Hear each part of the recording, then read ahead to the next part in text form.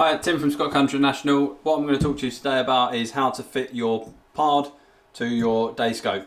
Whether this be the 007 or the new model that's just arrived with us, the 007SP. This is the LRF version, now available on our website. So everything you need to get going is in the box. So it comes in the box with a nice little carry bag, some electrical tape, a set of Allen keys and some rubber washers, some shims. It comes with a collar and the device itself. Now, easiest way I find to do this is get the collar, get that fitted onto your thing. Obviously, if you need the collar, the spacers or some electrical tape just to keep that snug, then do so.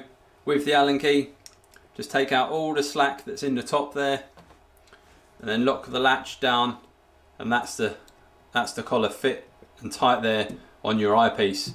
Now, on the device, on the lens there, you'll have two collars that are standing out proud, and there's a small latch on the side there. So all you do is you take the device, you line it up on the bayonet fittings till it slides home, and then twist it clockwise and it locks into place.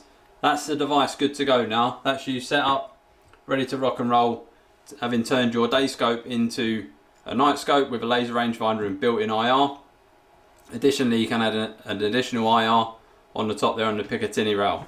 So all you need to do to remove this, pull the little latch back at the back, twist it anti-clockwise, slide it out, and that's your scope back to a traditional day scope. You can leave the collars on, because once they're on, they're fitted and they don't obstruct you in any way, shape or form, and then you can just do it that way. So if you like this sort of content, please like, share and subscribe. Hit the notification bell to get notified when we release all our latest videos. Cheers.